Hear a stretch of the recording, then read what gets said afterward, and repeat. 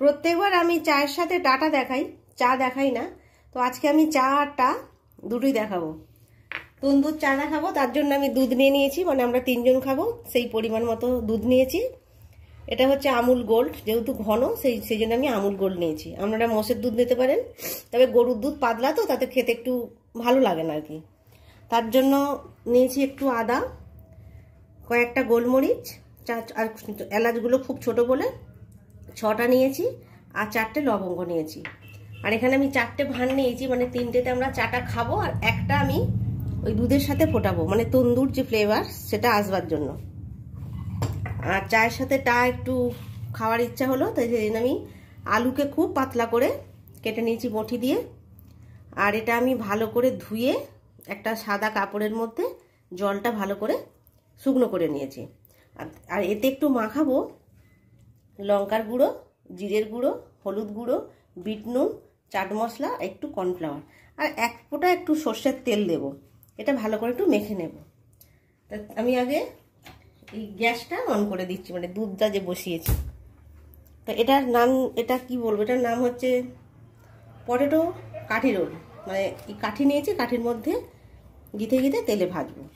দুধটা ফুটুক, আমি ততক্ষণ এটা মেখে নিই।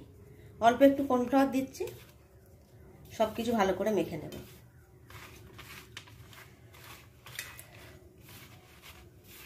খুব সহজ এটা, মানে সঙ্গে সঙ্গে চায়ের সাথে খেতে চাইলে কিন্তু এটা ভালোভাবেই খাওয়া যায়।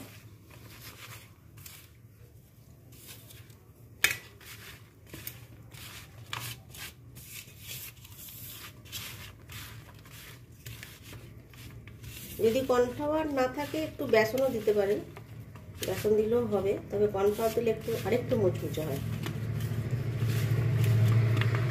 আর লঙ্কার গুঁড়ো, চাট মশলা দিলে একটু স্বাদটা বেরিয়ে যাবে।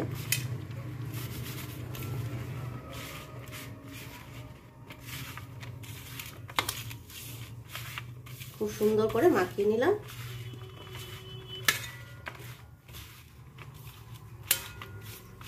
এটা মাখানো থাক, আমি কড়াতে একটু তেল দিয়ে দিই। এর মধ্যে আমি একটুখানি সর্ষের তেল দিয়ে দেবো।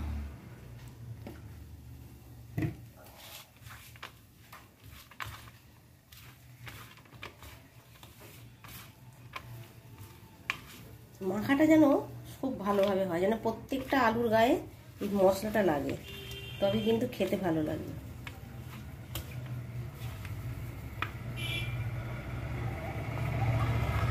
আচ্ছা, এখানে দুধটা কিন্তু ফুটতে শুরু করছে। আর প্রথমে বলি, ভাতটা কিন্তু খুব ভালোভাবে ধোবেন, কারণ যেহেতু এটা দুধের সাথে ফুটবে, খুব ভালোভাবে ধুয়ে নেবেন। গ্যাসের ফ্লেমটা একটু কমিয়ে দিচ্ছি, কারণ তবে একটু ফুটলে তো তবে এই মাটির যে একটা গন্ধ সেটা চায়ের সাথে মিশে যাবে। ব্যাস হয়ে গেছে, দুধটা ফুটছে। আর এখানে আমি যে মশলা, মানে এটা নিয়েছি আদা, এলাচ, গোলমরিচ, এগুলো ভালো করে একটু থেতো করে দিয়ে দেবো। মশলাটা দিয়ে দিলাম এর মধ্যে।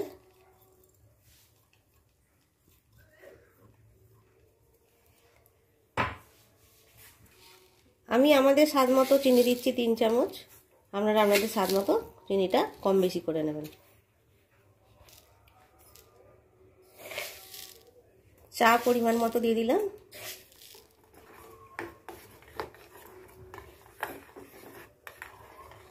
এটা খুব ভালোভাবে কিন্তু ফুটবে, আর ততক্ষণে আমরা চিপসটা বানিয়ে নেব। এগুলো এরকম রোল করে এর মধ্যে ঢুকিয়ে দেব।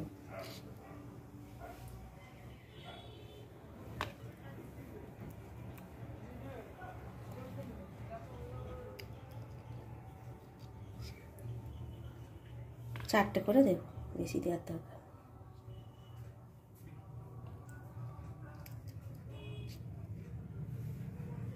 এইভাবে কয়েকটা বানিয়ে নেব। এই দেখুন, এইভাবে বানিয়ে নিয়েছি। তেল গরম হয়ে গেছে।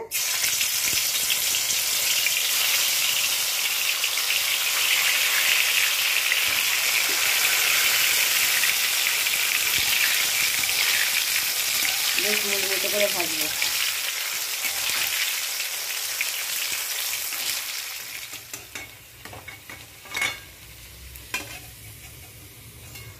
বাকিগুলো সেম প্রসেসেই ভেজে নেব। এদিকে চিপসটা ভাজতে ভাজতে কিন্তু ওদিকে তন্দুর চা আমাদের রেডি। আর চাটা কিন্তু বেশ অনেকক্ষণ ধরে ফুটিয়েছি। আর চা দুধে কিন্তু একটুও জল দেবেন না, আগেই বলছি, তাহলে কিন্তু এর স্বাদ পুরো নষ্ট হয়ে যাবে। অনেকক্ষণ ফুটিয়ে নিয়েছি, আর ফোটাবো না। এবার চাটা আমি ছেঁকে নেব।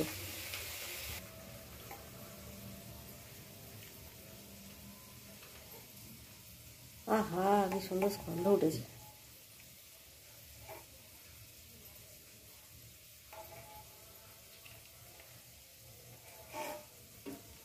ঘুড়িগুলো ছোটো ছোটো তো, আমরা কিন্তু আরেকবার করে খাবো। হ্যাঁ, এই জন্য চাটা একটু বেশি করেছি, কারণ আমাদের একটু বেশি বেশি চা খাওয়া অভ্যাস।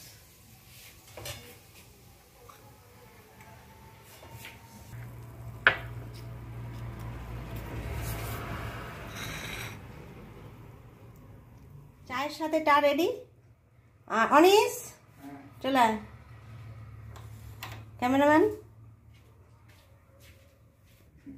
তৈরি হয়ে গেল, দেখলেন কত সহজেই তন্দুর চা আর হচ্ছে কাঠি চিপস। এটা ওরা বলছিল যে বাইরে গিয়ে খাবে, তো আমি বললাম বাইরে গিয়ে বেকার খাবে কেন, তারা কতটা ভালো করবে কি না করবে। তো আমি বললাম চলো ঘরেতেই বানিয়ে দিচ্ছি, খুব সহজেই বানিয়ে ফেলেছি। আপনারা কিন্তু বাড়ির লোককে এইভাবে করে খাওয়াবেন। খুব দেখলেন খুব সহজ, কিন্তু খেতে খুবই সুস্বাদু। এবার কেমন কি হয়েছে কিন্তু রুদ্রদা বলবে। আর দুজনে চলে এসছি আমরা, দেখবো মনীষা যে তৈরি করলো তন্দুর চা, আমাদের দুজনকে যেতে দিল না, বললো ঘরেই করে খাওয়াচ্ছি। দেখা যাক ঘরে কেমন করেছে, দেখি।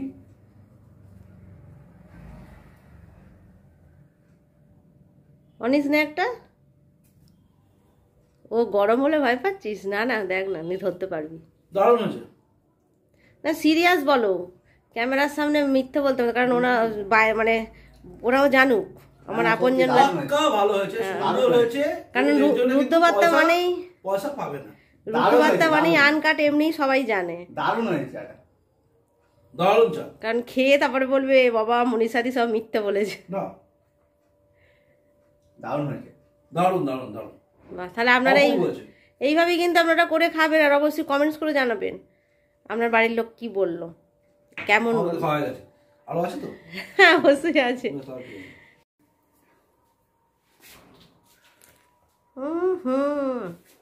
খুব ভালো হয়েছে।